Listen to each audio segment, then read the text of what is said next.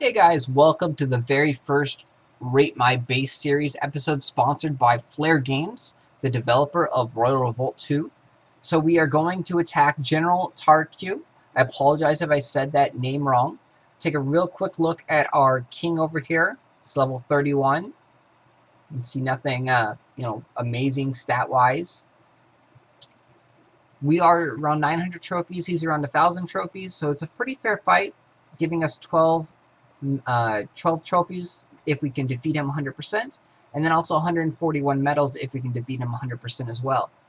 Over here, it shows you what he has the most of pretty much in his waves. So he has a lot of knights, a few pyromancers, some paladins, and going down so on. So very small amount of cannons. You can see here it's very faded. Same thing with his towers. So he has a lot of arrow towers, a few bomb towers, barriers, and gargoyle tower. And then in the mini-map right there, you can see his road placement. You can see what you're actually going to be going through. You don't know exactly what these little dots are, but they are towers. So you don't know if that's an arrow tower right there or if that's a bomb tower. You don't know until you actually go in and fight it, but you can kind of pre-plan your strategy right here. We're going to bring out some knights and cannons, and then for spells, we're going to use Hammer Strike, Firestorm, and Sword Rain. Our Hammer Strike is level 7. Our Firestorm is level 4, our Sword Rain is level 2. And then for our Knights, they are level 7, or level 6, excuse me. And then our Cannons are level 1. We're going to go in there and take a look and see how well we do. Looks like a great base design for the low levels. Good starting path. It has a nice little paperclip up at the end. And has a good amount of ranged troops as well. We're going to start off with a cannon there to help kill that kill that barricade. And with the bombs, you can actually kick them back so it doesn't affect all your units. We've burned the arrow tower over there, so now we're going to actually move forward. And you can see the cannon took out that water tower right there, so we didn't have to worry about that at all. And you want to come up in the corner here because you can see you can actually damage the spikes with that Hammer Strike because it has an AoE effect. Coming over here to try and hit the Froster because the Froster is sitting nicely behind the road there and doing a lot of range damage. And it also slows actually, so the Froster is very, very effective.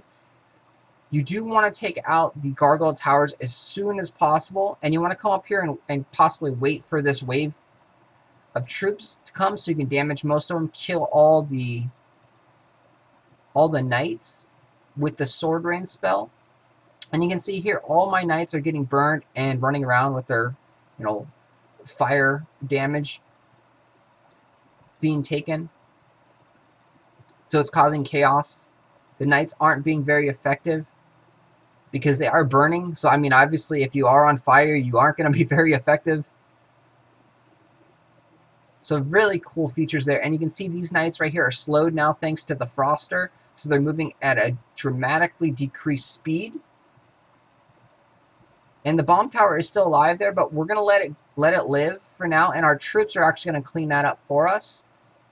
And then we're going to touch that with the Firestorm and then come over to the castle gates. Oops. Actually, I have to get a little bit closer. Run back just a second so my hero doesn't die and wait for the reinforcement troops because you can see the life gauge right above the hero. He's almost dead, but he does regenerate too, so that's a really cool feature that is not known by that many players, is that if your hero doesn't take damage, he will slowly regenerate. So overall, that was a great raid on our part. And then his base is very solid, very good base for this low level. Typically when you fight in the, 900,000 range trophies, you don't find people that actually have bases that are designed properly. Good use of the wave troops. He actually has his waves built up. He has a good mix of Frosters, a good mix of Paladins, a good mix of Knights, a good mix of Pyromancers right there, and he's using them effectively with the paperclip design. The paperclip, again, as I'll show you real quick here at the end, the roads double adjoining right here. This is called a paperclip because you can see it looks like a paperclip. So all his ranged troops actually get to sit back over here and shoot over onto this side to your reinforcement troops. And the only way you can get to them is if you either sword rain or you run all the way over here with your hero and try and kill those ranged troops. So overall, this is a great design, great starting off point. Just keep advancing, keep leveling up your towers. I personally don't like using the water towers. And so yeah, I would personally replace that with an arrow tower or a gargoyle tower. Otherwise, this is a great base. Great job there, and enjoy the gems.